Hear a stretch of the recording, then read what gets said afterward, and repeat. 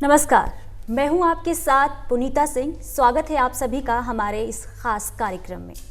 अंतर्राष्ट्रीय बुजुर्ग दिवस हर साल हम 1 अक्टूबर को मनाते हैं और इस दिन को मनाने के पीछे का उद्देश्य सिर्फ एक है कि संसार के सभी बुजुर्गों को सम्मान देने के साथ साथ उनकी वर्तमान समस्याओं के बारे में जनमानस में जागरूकता बढ़ाना।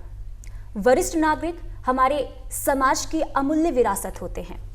उन्होंने देश और समाज के लिए बहुत कुछ किया है और अब हमारी जिम्मेदारी है कि हम उनके जीवन में उजाला लाएं। अंतर्राष्ट्रीय बुजुर्ग दिवस के मौके पर आज हम ये कार्यक्रम लेकर आए हैं ताकि हम ये बता सकें कि बुजुर्ग हमारे समाज में एक महत्वपूर्ण स्थान रखते हैं। आज इस पर हम चर्चा करेंगे। हमारे साथ स्टूडियो में तमाम मेहमान मौजूद हैं। सबसे पहले ब्रिगेडियर के.जी. बहल जी हमारे साथ मौजूद हैं, जो भूतपूर्व उप महानिदेशक सर्वेक्षण रहे हैं। साथ ही हमारे साथ मौजूद हैं डॉक्टर अजित गिरोला, जो सीनियर फिजिशियन हैं। आज इनसे हम जानेंगे कि कैसे बुजुर्ग की देखभाल करनी चाहिए ताकि वो स्वस्थ रहें और अंदर से काफ़ी खुश रहें। और तीसरी मेहमान हमारे साथ स्टूडियो में मौजूद हैं रजिया बेग जी। बहुत बहुत स्वागत है आपका भी।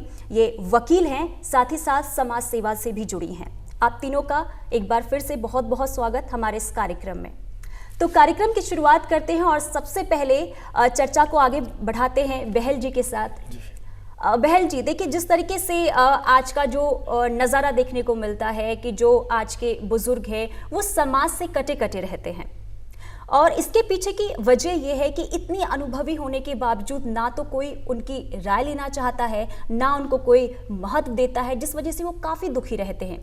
और अब जिम्मेदारी ये हो जाती है कि कैसे उनके दुख को, उनके कष्ट को दूर रखा जाए।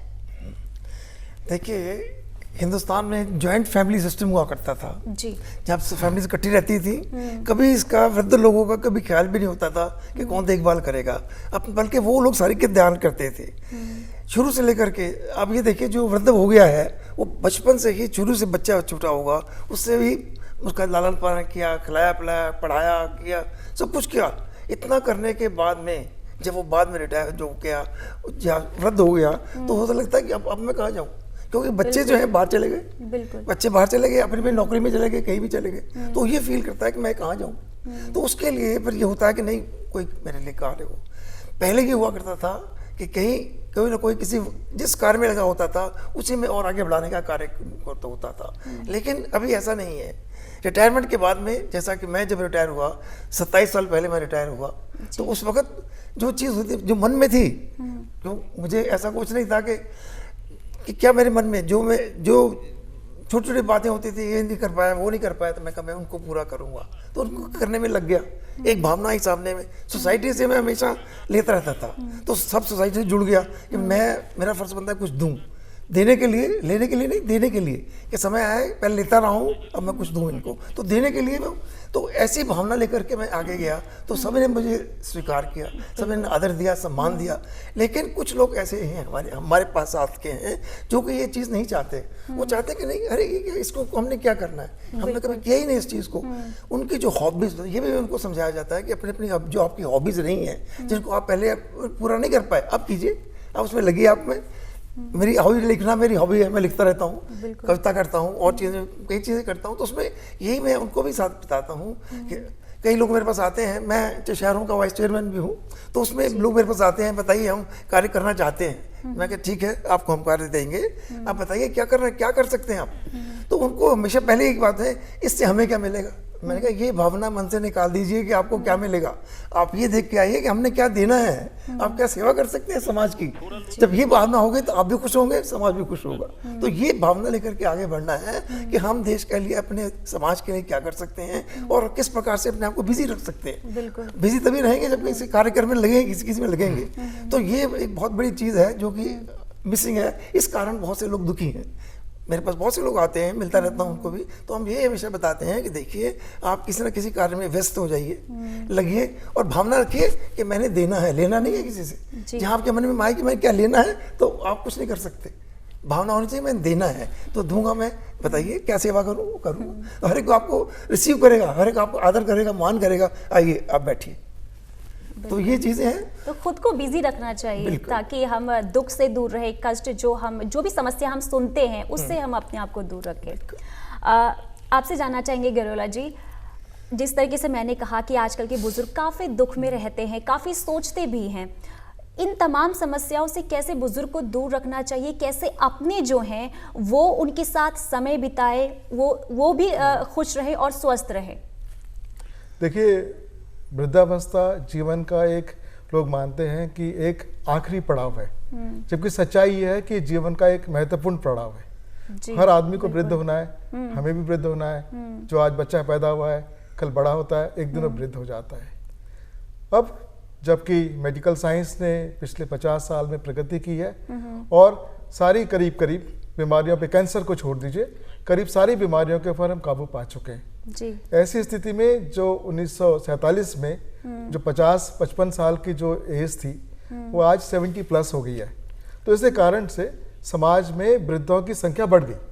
जो 2001 की अगर आप फिगर्स ले तो 5.6% था, 2011 में 7.6% था और आज 2020 में 9.6% के करीब है। हो सकता है कि ये 21 की जब जनगणना आए आपके पास आए तो 10% से भी ऊपर होगा।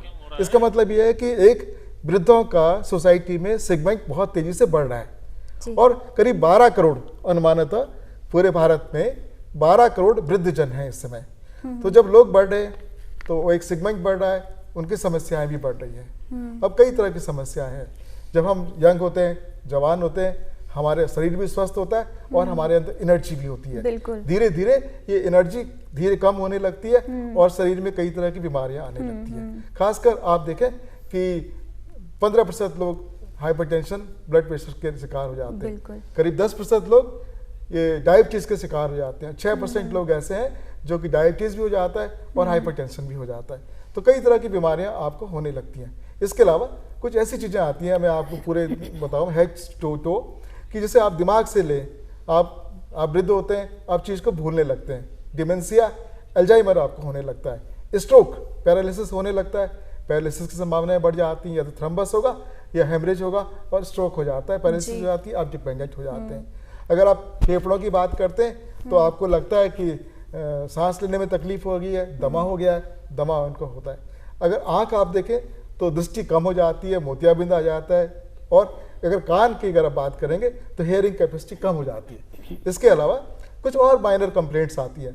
आपने अक्सर देखा होगा जब ओल्ड पीपल आपसे मिलते हैं तो अक्सर यही शिकायत करते हैं मेरे मरीज कि गैस बन गई, पेट साफ नहीं हो रहा, पेशाब में तकलीफ है, प्रोस्टेट की समस्या आ गई है और खासकर घुटनों की समस्या आजकल बढ़ती जा रही है। जो आर्थराइटिस, हर तरह की आर्थराइटिस बढ़ रही है।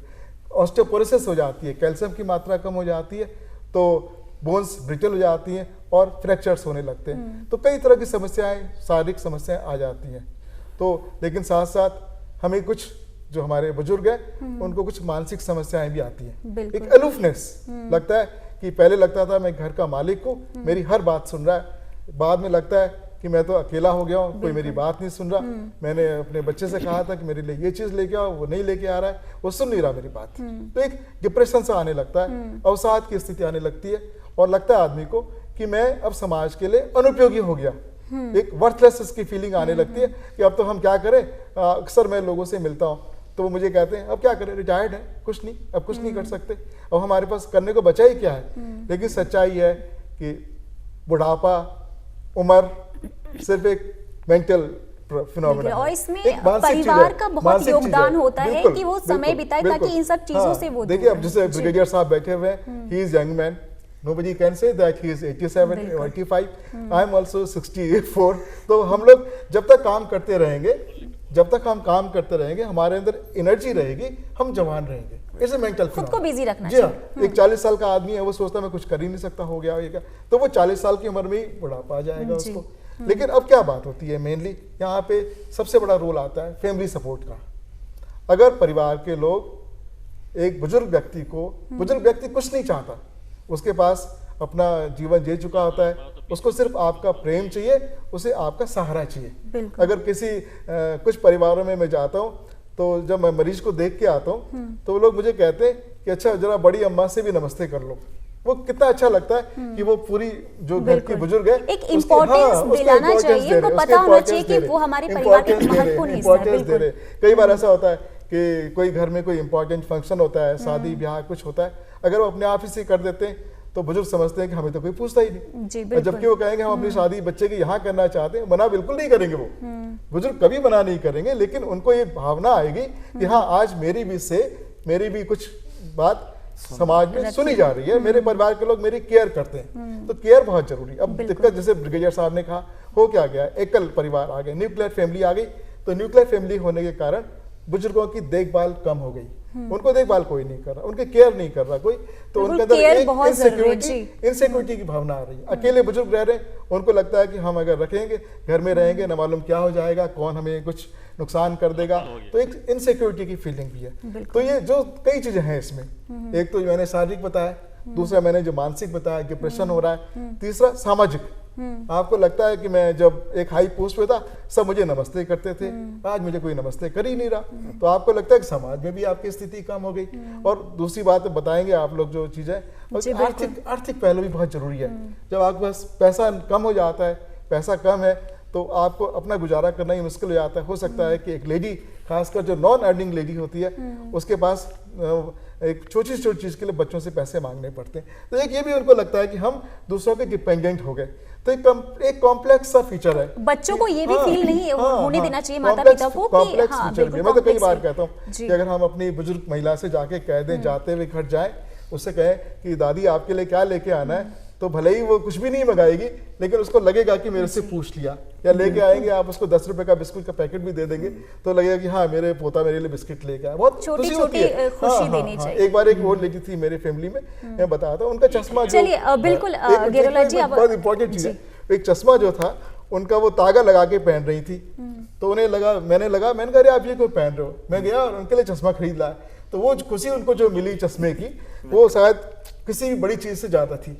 तो ये इमोशनल, हमें अपने बच्चों को, बड़ों को रिस्पेक्ट देनी चाहिए और इमोशनल बॉन्डिंग करनी चाहिए, तभी तो मेंटली हेल्दी रह सकते हैं। बिल्कुल। रजिया जी, जिस तरीके से इन्होंने भी बताया कि परिवार को होना चाहिए कि बुजुर्ग जो उनके घर में हैं उनको इम्पोर्टेंस दे, लेकिन आजकल जो देखा जाता है कि बच्चे जो हैं बुजुर्ग माता पिता को घर से निकाल देते हैं, ऐसे में क्या कुछ ऐसा कानून है जो बुजुर्ग लोगों की सहायता कर सके? बिल्कुल। सबसे पहले तो मैं आज के इस दिवस में सारे बुजुर्गों को, दुनिया के जितने भी बुजुर्ग हैं, मैं आप सबको बधाई दूंगी कि जो हमारी धरोहर, कहते थे कि हमारी धरोहर है, बुजुर्ग हमारी धरोहर हैं, हमारा मान और सम्मान है। आज जो बच्चा आज अपने आप को यंग कह रहा है या छोटा है, वो उनसे ही उसको अपने बुजुर्गों से सब कुछ मिलता है। और उन बुजुर्गों की आज की जो परिवेश में हम देखें, जैसे अभी डॉक्टर साहब कह रहे थे कि बुजुर्गों का हाल क्या हो रहा है, तो उसके पीछे बहुत सारे कारण हुए हैं। और इतने मतलब जैसे हमारे एकल परिवारों की जो व्यवस्था चली है, वो जो हमारी इस व्यवस्था ने जिस तरह से बुजुर्गों के साथ असम्मान और उनके साथ जिस तरह का भेदभाव शुरू किया है, ये बहुत ही निंदनीय काम हुआ है। और ऐसा नहीं है, अगर मैंने कभी आपने वीडियोस और कई चीज़ें देखी होंगी कि बुजुर्ग, घर के बच्चे बुजुर्गों को पीटते हैं, तो ये चीज़ें, इस तरीके की स्थिति आई 1973 में, जब हम CRPC में 125 CRPC में बुज़ुर्गों के लिए मेंटेनेंस के लिए शुरू हुआ, और बहुत पहले से भी शुरू था कि जो बच्चे घर के अंदर हैं वो अपने माँ बाप के लिए मैंडेटरी था उनके लिए कि वो उनको मेंटेनेंस करेंगे अपने माँ बाप का। तो जो बुज़ुर्ग माँ बाप हैं उनका मेंटेनेंस करना बच्चों के ऊपर मैंडेटरी हो गया। एक बात, उसके बाद तो काफ़ी सारे कानून बने हैं बहुत सारे बुजुर्गों के लिए। और अब 2007 में जो हमारी एक बिल आया था पार्लियामेंट में कि बुजुर्गों की सेफ्टी, उनकी सुरक्षा के लिए, उनकी बहुत सारी स्थिति के लिए कि कैसे सुधार हो जब बच्चे माँ बाप को घर से निकाल दे रहे हैं और या वृद्धाश्रम में उनको डालना पड़ जा रहा है, तो उनके लिए क्या ऐसा किया जाए या क्या वेलफेयर उनका हो, उसके लिए कानून बने। और 2019 में भी बिल आया है पार्लियामेंट में, जिसमें बहुत सारे कानून बुजुर्गों के लिए बने हैं। लेकिन कानून बने हैं, उनका इम्प्लीमेंटेशन बहुत ज़रूरी है। हम कानून तो बहुत सारे बना रहे हैं, लेकिन आज की स्थिति में भी हम देख रहे हैं कि हमारे बुजुर्गों के साथ माता और चाहे पिता हो घर के अंदर, जो भी बुजुर्ग है, वो बहुत सारे घरों के अंदर उनके साथ अत्याचार हुए जा रहे हैं। बिल्कुल। मैं एक बात इस दिवस में जरूर कहना चाहूँगी, जो भी बुजुर्ग हैं, अगर उनके पास कोई संपत्ति है तो अपनी संपत्ति का पहले ही कभी भी उनका बंटवारा ना करें, वो अपने नाम रहने दें। विल अगर बनाएं तो बहुत हिडन हो, विल ऐसी बनाएं कि हिडन हो, चाहे वो बाद में अपने बच्चों को, सारा बच्चों के लिए ही होता है, उसको हिडन रखे और विल जरूर बनाएं, क्योंकि बाद में उनकी संपत्ति पे बहुत झगड़े फिसाद होते हैं। लेकिन जिन माता पिता को और जिन बुजुर्गों के हालात इतने बदतर हो चुके हैं कि बच्चे जो बहुत अच्छी इनकम कमा रहे हैं, बहुत अच्छी चीज़ें उनके पास, सब कुछ है उनके पास, उसके बावजूद उनका कॉन्सेप्ट क्या हो गया है कि माता पिता को, हम लोगों के पास टाइम नहीं है, माता पिता को वृद्धाश्रम में डाल दें। ये परंपरा इतनी खराब हुई है। वो लोनलीनेस, माँ बाप को इस समय प्यार चाहिए होता है। जैसे डॉक्टर साहब कह रहे थे कि इस समय माँ बाप को, अब जब माँ बाप के हम उंगली पकड़ के बड़े होते हैं, तो आज उन बच्चों को ये चाहिए कि वो अपने बुजुर्गों की उंगली पकड़ के उन्हें वो रास्ता दिखाएं। अब जब वो तो बिल्कुल बच्चे, जो बुजुर्ग हैं वो बच्चे हो जाते हैं, बिल्कुल जाहिर सी बात है। तो आज बच्चों को अपने माँ बाप की उंगली पकड़ने की जरूरत है। बिल्कुल। कानून के दायरे में भी अगर देखें, कानून बहुत सारे बने हुए हैं मैम, लेकिन मैं ये देख रही हूँ कि उन कानूनों में के अंदर बहुत सारी बहुत महत्वपूर्ण बातें आपने कही, इस पे भी आगे चर्चा करेंगे हम। आपसे जानना चाहेंगे, आपने भी बहुत कुछ देखा है, बहुत तजुर्बा है आपको। आपसे जानना चाहेंगे, आप घर में रहते हैं तो आप किस तरीके से समय बिताते हैं, और जो आप जैसे लोग हैं उनको क्या कुछ सलाह देंगे कि घर में किस तरीके से खुद को बिजी रखें, ताकि जो तमाम चीज़ें हम सुनते हैं, जो परेशानी होती है, उससे हम दूर रहें? देखिए, परिवार सबको मिला करके होता है, 2-4 बंदों से नहीं होता। लेकिन परिवार छोटा होता चला जाता है, जो पढ़ने के लिए चले गए, विदेश चले गए, कहीं चले गए, और उन लोग फिर आखिर में, जैसे हम हैं, हम खाली 2 ही रह गए घर में, बाकी सब चले गए। तो लेकिन 2 के लिए हमें वो देखना पड़ता है कि किस प्रकार से हम अपने आप को बिजी रखेंगे, क्या चीज़ करेंगे, क्या हमारी हॉबीज होंगी, किस प्रकार से हम किस प्रकार से वातावरण, जो बाहर का वातावरण है, किस प्रकार से मिले उनसे। तो हम क्या करते हैं, जो समय हमारे पास होता है, हम कोशिश करते हैं कि उनके साथ वालों की कुछ मदद कर सकें, कुछ बता सकें उनको, जो हमारे पास है उसको बांट सकें, जो हमने सीखा है जिंदगी में उसको बांट सकें। तो ये प्रयास करते हैं कि उनको दें, उनको सिखाएं, उनको किसी को पढ़ा सकते हैं, किसी को कुछ कर सकते हैं तो करते हैं। तो वो चीज़ होती है, वो समझते हैं कि हाँ भाई किस प्रकार से हमें करना है। ये इन्होंने ज़िंदगी बिताई है और अब ये कह रहे हैं कि ऐसा करो, तो इसमें कुछ ना कुछ ज़रूर होगा। तो उसको बताने के लिए हम फिर प्रैक्टिकली उसको करके बताते हैं कि देखिए ये ऐसा करने से ऐसा होता है। हमने ज़िंदगी बताई है और अब यहाँ तक पहुँचे हैं, इसके बाद में हम क्या करते हैं, अपना समय पूरा करने के लिए, उसको यूजफुल यूटिलाइजेशन जिसको बोलते हैं, उसको करने के लिए हम आगे ले जाते हैं। और क्या करते हैं, औरों को इन्वॉल्व करते हैं उसमें। मैं बहुत सी सोसाइटी का प्रेसिडेंट हूँ, मैं बस जुड़ा हुआ हूँ बहुत सी सोसाइटियों से, तो उनसे ये रहता है कि हमेशा होता है किस प्रकार से हम सबको जोड़ कर रखें। अगर किसी को कोई तकलीफ है तो किस प्रकार से तकलीफ दूर करें, तो कैसे करेंगे उसका पूछे जाएंगे, जाते हैं हम के पास, बताइए आपको क्या प्रॉब्लम है, कुछ ऐसे है, अब बताइए, हम कर सकते हैं, हम करते हैं उसको लिए। जैसे हमारे यहाँ चेशायर होम में, जैसे the vice president of Cheshire home also, तो वहाँ पर क्या होता है, देखते हैं वहाँ पर सब हमारे 50 विकलांग बच्चे हैं, कुछ नहीं कर सकते, वो चल नहीं सकते, कुछ नहीं बोल नहीं सकते। तो उन क्या करते हैं, उनसे जाके प्यार से पूछते हैं, नमस्ते करते हैं, वो नमस्ते भी कहीं नहीं कर पाते, तो उनसे पूछते हैं, हम इस प्यार से पूछते हैं, तो बताते हैं क्या है, कैसे है, वो इतने खुश होते हैं, हमको लेके घुमाएंगे, करेंगे, देखते हैं कुछ क्या खाना चाहते हैं, खिलाएंगे, बताते हैं उनको ये बनाओ, इनको अच्छा लग रहा है, ये कपड़े इनको अच्छे लगे, इनके कपड़े बनाओ इनको। तो ऐसी चीज़ें देखने वाली होती हैं, छोटी छोटी, जो देखते हैं हम लोग और फिर उसको आगे बढ़ाने का प्रयास करते हैं ताकि वो लोग खुश हो सकें। तो ऐसी चीज़ें करने के लिए ऐसे बहुत सारे ऐसी जगह हैं, ऐसा नहीं कि खाली इधर ये जो शायरों की बात बताई मैंने, हमारे बहुत सारे ऐसी संस्थाएं हैं जहाँ पर कि हम जा कर के मदद कर सकते हैं, उनकी बता सकते हैं, आप बताइए आपकी क्या तकलीफ़ है, हम आपकी मदद करने को तैयार हैं, तो करें। वो छोटी सी मदद भी बहुत बड़ी चीज़ हो जाती है, क्योंकि उसमें उनको होता है, बड़ा आनंद मिलता है उसको। देखिए ये हमारे पास आए और हमने कुछ नहीं किया, जाके सिर्फ बातचीत की, बताया इस तरह कर लो, ऐसा कर लो, कुछ हमारा कुछ नहीं किया। लेकिन हमारा ऑफ कोर्स हमने जाकर के उनको सलाह दी, बताया देखिए ऐसा आपके लिए अच्छा हो सकता है, आप इसको ऐसा क्यों नहीं कर लेते, तो अच्छा हो गया, बड़े खुशी हो। तो उस खुशी को लाने के लिए हम प्रयास करते हैं कि किसी प्रकार से जो दुखी हैं या इसमें पहुंच चुके हैं, स्टेज में है कि जहाँ उनके कोई करने वाला नहीं है, हम जाके उनकी मदद करें, तो ऐसा करते हैं। तो इस प्रकार से अपने आप को बिजी रखते हैं और उनको भी हम बिजी रखते हैं, तो अपना मन लगा रहता है। जो सीखा है वो दूसरों के साथ बांटें, उनको भी ज्ञान मिलेगा और खुद को भी अच्छा लगेगा। कभी हम ये नहीं करते कि साहब ये तो मेरी चीज़ है, नहीं, हम ये करते हैं कि नहीं आप बताइए आपको चाहिए, लीजिए, हम देंगे, आपको ला कर देंगे, कहीं से देंगे।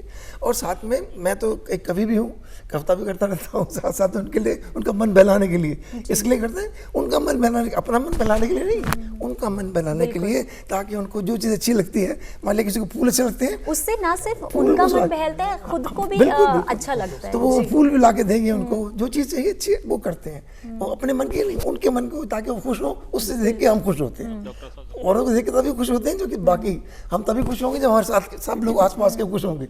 अगर आसपास खुश नहीं है तो हम खुश नहीं हो सकते। तो ये प्रयास करते हैं कि सब खुश हों। जो आसपास जो वातावरण है उसमें खुशहाली आए, तब हम खुश रहेंगे। बहुत अच्छी बात आपने कही है। गेरोला जी, महामारी का दौर चल रहा है और जिस तरीके से अभी आपने बताया कि बहुत सारी बीमारियां जो बुजुर्ग को हो रही है, तो बीमारियां तो हमने जानी, लेकिन इस बीमारी से कैसे बुजुर्ग बच सकते हैं और स्वस्थ कैसे रह सकते हैं, इसके बारे में भी कुछ जानकारी। पिछले 6 महीने से हम सभी लोग एक ही चीज सुन रहे हैं, हमारे दिमाग में, हमारे आसपास एक ही चर्चा रहती है कि कोरोना एक बीमारी आ गई है। और सच ये है कि कोरोना जितनी बीमारी है उससे ज़्यादा उसका भय है, मानसिक हम लोगों को ज़्यादा इसका एक तरह से इम्पैक्ट आ गया है।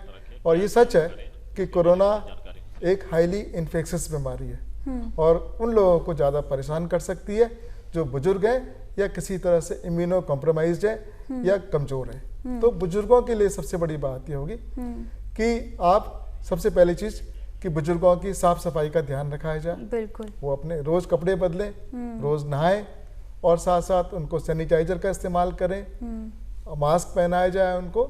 अगर वो बाहर निकलते हैं हाथ धोने की उनको पूरी तरह से बताया जाए कि आप अच्छे से हाथ धोएं। उनके कमरे को सैनिटाइज किया जाए, उनके कमरे के आसपास जो भी चीज़ें ऐसी लगती हैं कि वो इन्फेक्टेड होती हैं वो हटा दी जाए। और साथ ही जब भी कोई बाहर का आदमी उनसे मिलने आता है तो एक सोशल डिस्टेंसिंग बना के रखे। अब वो ज़माना नहीं है आजकल कि आपके यहाँ मैंने देखा दूरदर्शन में लिखा है कि नमस्ते करें और पैर भी नहीं छूने हैं, गले भी नहीं मिलना है, क्योंकि आप बाहर से आ रहे हैं, आप वायरस लेके आ रहे हैं, आप ग्रैंड मदर से गले मिलते हैं, हो सकता है वायरस उनको पहुँचा दे। तो उनका ध्यान रखना है और साथ ही साथ हमें उनके पौष्टिक आहार का ध्यान रखना है। उनके खाने में प्रोटीन हमें देनी चाहिए, कैल्शियम मिल्क होना चाहिए और दूध जरूर पिए बड़े लोग, इस बात का ध्यान रखें। और साथ ही साथ एक अच्छा एक्सरसाइज भी करें, हल्की फुल्की एक्सरसाइज करें, योगा करें, मेडिटेशन करें। इन सब चीज़ों से इम्यूनिटी बढ़ती है। तो एक तो हमें उनकी अपनी इम्यूनिटी बढ़ानी है, दूसरा हमें उनको साथ साथ इन्फेक्शन से भी बचाना है। तो उनका ध्यान रखेंगे और उनको एक मनोबल उनका बनाए रखें। घबराहट ज़्यादा होती है, उनको बताएं कि अवेयरनेस जरूरी है। आप घबराइए नहीं, अम्मा आपको नहीं होगा। मैं तो यही कहता हूँ लोगों को कि आपको नहीं होगा, आप तो घर बैठे हुए हैं, हमें होगा, हम क्योंकि हम घूम रहे हैं अस्पताल में मरीजों के बीच में, तो रिस्क हमें है। लेकिन घर में कोई आदमी अगर है और पूरे प्रिकॉशंस रखता है तो उसे कोरोना से कोई खतरा नहीं है। तो ये ख्याल रखें और बिल्कुल उनको कोई किसी तरह का डरने की कोई आवश्यकता नहीं होगी। बिल्कुल, खुद का ख्याल रखना बेहद ज़रूरी है। अंदर से स्वस्थ रहेंगे तभी वो खुश रहेंगे। रजिया जी, जिस तरीके से अभी आपने बताया कि बहुत से कानून हैं जिससे बुजुर्गों को मदद मिल सकती है, लेकिन आजकल हम देख रहे हैं कि बुजुर्गों के साथ अत्याचार, दुर्व्यवहार भी बहुत ज़्यादा देखने को मिलता है। ऐसे केस में कैसे बुजुर्ग अपनी खुद की रक्षा कर सकते हैं, एक कानून का सहारा ले सकते हैं? क्या कुछ और कानून हैं जिनसे उनको मदद मिल सकती है? देखिए, इतने सारे कानून बने हैं बुजुर्गों के लिए कि आप अपने अगर उनके साथ कोई अत्याचार हो रहे हैं तो वो अदालत में जा सकते हैं और उनके लिए बहुत सारी चीज़ें। अब तो बल्कि ये है कि पहले जो था कि 60 साल का अगर कोई हमारा बुजुर्ग है तो उसके लिए 90 दिन में, जैसे हमने कोई केस दायर किया कि 90 दिन के अंदर उसको ट्रिब्यूनल में जा सकता है और वो वहाँ से रिलीफ पा सकता है। लेकिन अब के जब भी अमेंडमेंट आया है, जो बिल आया है 2019 में, अब उन्होंने ये भी कह दिया है उसमें कि अगर कोई 80 साल के हमारे बुजुर्ग हैं तो वो 60 दिन के अंदर ट्रिब्यूनल उसकी पैरवी करके उसकी सुनवाई करे और उसको रिलीफ दे दे। इस तरह के बहुत सारे कानून बुजुर्गों के सहायता के लिए बने हैं। और देखिए कि बहुत सारी छूट बुजुर्गों को हमारे दी जा रही है। सरकारें बहुत कुछ कर रही हैं बुजुर्गों के लिए, बहुत सारी चीज़ें कर रही हैं। उन्हें जैसे हर जगह पे उन्हें 50% का रिलीफ दिया जा रहा है, यात्रा में दिया जा रहा है, टैक्सेशन में दिया जा रहा है, और बहुत सारी चीज़ें उनके लिए की जा रही है। वृद्धा आश्रम बनाए जा रहे हैं सरकार की तरफ से भी, और बहुत चीज़ें हैं। लेकिन मैं एक जगह पे आके अटक जाती हूँ, जो हमारे बुजुर्ग हैं, बुजुर्ग तो घर से होते हैं हमारे, मेरे माता पिता या मेरे कोई सास ससुर हैं, तो उनके, चलिए सरकार की सहायता तो अलग बात हो गई कि सरकार ने उनको सहायता दी है, लेकिन अगर वो अपने परिवार के अंदर सुरक्षित नहीं है तो वहाँ कौन देखेगा उसको। और वहाँ बहुत सी जगह ऐसी देखी जाती है कि घर के अंदर बेटा भी हो या बहू हो तो वो भी अपने बुजुर्गों के साथ अत्याचार करते हैं, तो वो कौन देखेगा। उस चीज़ के लिए बड़ा अफसोसजनक बात होती है। और ये स्थिति होती है बुजुर्गों की कि वो कोर्ट कचहरी के चक्कर भी नहीं काट पाते हैं। वो बहुत सारी स्थिति उनके सामने, और सबसे बड़ी आर्थिक स्थिति आती है। आर्थिक स्थिति के लिए भी मैं ये बात कहूँगी कि अपने पास अपना पैसा बुजुर्गों को रखना चाहिए। वो ये ना करें कि हमारे बच्चे हो गए हैं, ये डिपेंड ना, इतने दयालु होते हैं ना कि अपने बिल्कुल बच्चों की परिस्थितियों को समझना पड़ेगा। अगर बुजुर्गों ने अपना पैसा पहले ही अपने हाथों से सब कर दिया, जी हम तो फारिग हो गए अपनी सब चीज़ों से, हम बिल्कुल निजात पा गए, लेकिन वही बच्चे बुजुर्गों को सड़क पे लाके खड़ा कर देते हैं। तो बुजुर्गों को चाहिए कि अपनी जेब अपने पास रखें, अपना अकाउंट अपने पास रखें, बच्चों को उनकी ज़रूरत पड़े, ना कि बच्चे की बुजुर्ग उनके सामने हाथ फैलाए। और देखने में तो ये भी आता है कि बहुत सारे ऐसे बच्चे हैं जो बुजुर्गों को सिर्फ इसलिए रखते हैं अपने साथ कि उनको उनकी दौलत या उनका पैसा मिलेगा। ये मेंटालिटी हमें निकालनी होगी। ये इसलिए कि आर्थिक स्थिति उनकी कमज़ोर हो जाती है। और एक बात मैं बहुत कहना चाहूँगी कि एज का तो वो होता है कि जो हमने मन से सोचा। अगर हमारे बुजुर्ग अपने आप को बुजुर्ग ही ना समझें, बिल्कुल, तो उनके अंदर कभी बुढ़ापा आएगा नहीं। बुढ़ापा आता है इस बात से कि मैंने अपने आप को, जैसे अभी डॉक्टर साहब ने भी कहा था, बुढ़ापा आता है इस बात से कि मैं 40 की भी हूँ, फिर मैं सोचूं मैं अब क्या करना दुनिया में, हम तो हमारी एज तो चली गई है। अगर 80 साल के और 85 साल के और 90 साल के इंसान भी ये सोचते हैं कि क्या है, दुनिया हमको देखनी है, मौत तो एक दिन आनी है, लेकिन हमारे लिए दुनिया आज भी बहुत खुशहाल है, तो बहुत चीज़ें वो अपने आप भी सॉल्व कर सकते हैं। लेकिन ऐसे बच्चों को मेरी तो हिदायत ही दे सकती हूँ मैं, जो माँ बाप का एहतराम नहीं कर सकते, जो बुजुर्गों का एहतराम नहीं कर सकते, उन बच्चों के लिए कल का भविष्य, उन माँ बाप का ही वही वाला भविष्य सामने आता है, तो बिल्कुल वही सामने आएगा उनके, जो हम करेंगे आज माँ बाप के साथ। ये सत्य है, वो जो हमने किया वो हमें मिलेगा, और ये बिल्कुल मिलता है उनको। आदमी समझता नहीं है कि क्या चीज़ है। देखिए हमारे यहाँ मैंने देखा ना कि ये जो हमारा 125 का मैंने आपको बताया, 5% भी बुजुर्ग नहीं जाते वो अपने बच्चों से वो मेंटेनेंस लेने के लिए, तो कैसे लेंगे वो? ये हमारा फर्ज बनता है कि जितना मेरा अपना खर्चे है मेरे माँ बाप का भी है। बिल्कुल, उसने अपनी पूरी जिंदगी। सबसे महत्वपूर्ण बात ये कही आपने कि बुजुर्ग को समझना ही नहीं चाहिए कि हम बुजुर्ग हैं, बाकी कोई समस्या ही नहीं है। समझे ना अपने आप को। जब अभी मैं कहना चाहूँगा, अभी इस वक्त जो है 10 में से एक बुजुर्ग है, 60 साल से ऊपर एक बंदा, 10% जो है 10 में से एक है, और अगले 50 सालों में वो कहते हैं 5 में से एक हो जाएगा, और अगले 50 साल में 3 में एक हो जाएगा। तो बुजुर्ग बढ़ते जाएंगे। ये जो गिनती है बढ़नी है, तो इसलिए अभी से हमें कोई ऐसा चीज़ करनी चाहिए जो बुजुर्गों के लिए अच्छी हो, ताकि वो आगे बढ़ सकें, तो उनको जो सुविधाएं चाहिए वो मिल सकें, वो उसको चाहें कि हाँ बुजुर्ग बने।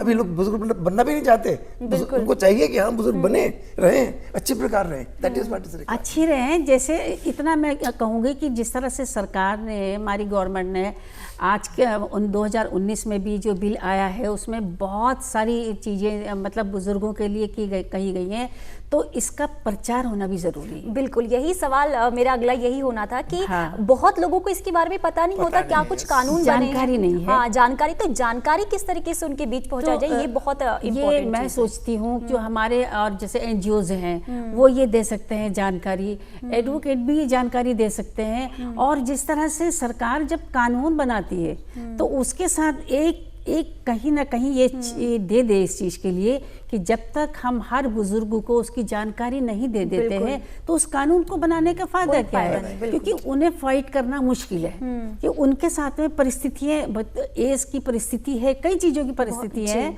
तो उनको हम लोगों को जो एनजीओज हैं मैं उनसे कहना चाहूंगी, या जो हमारे बुजुर्ग, अगर एक बुजुर्ग ये चीज देखता है कि तमाम लोगों पे स्प्रेड करें उस चीजों को कि हमारे लिए नए कानून ये बने हैं, और एक बुकलेट वगैरह इस तरह की देखिए एक्ट तो बनते हैं और हर कोई एक्ट नहीं पढ़ता है, वकील पढ़ लेगा एक्ट या किसी को जरूरत होगी वो, लेकिन मैं छोटी छोटी बुक्स इस तरह से आए या गवर्नमेंट इसको पब्लिश करे कि बुजुर्गों के लिए वो हर प्रचार, बिल्कुल सही कहा आपने, प्रचार प्रसार होना चाहिए ताकि बुजुर्ग को इसके बारे में पता हो, तभी पता लगेगा कि अब देखिए 2007 में जो बना था कितने लोगों को पता हो कि 2007 में क्या? जी, हम यही चाहेंगे जो भी कानून अब आता है उसके बारे में प्रचार प्रसार हो ताकि बुजुर्ग को इसके बारे में पता हो, इसका फायदा वो उठा सके, तभी उठाएंगे फायदा। चलिए, बहुत बहुत शुक्रिया आप तीनों का हमारे इस कार्यक्रम में आने के लिए, बहुत बहुत शुक्रिया एक बार फिर से। बुजुर्गों को स्वस्थ जीवन की कामना करें, सजीवी हो और हमारे समाज का मार्गदर्शन करते रहे, यही हमारी सबकी आपसे, हर कोई अपनी धरोहर को संभाल के रखे,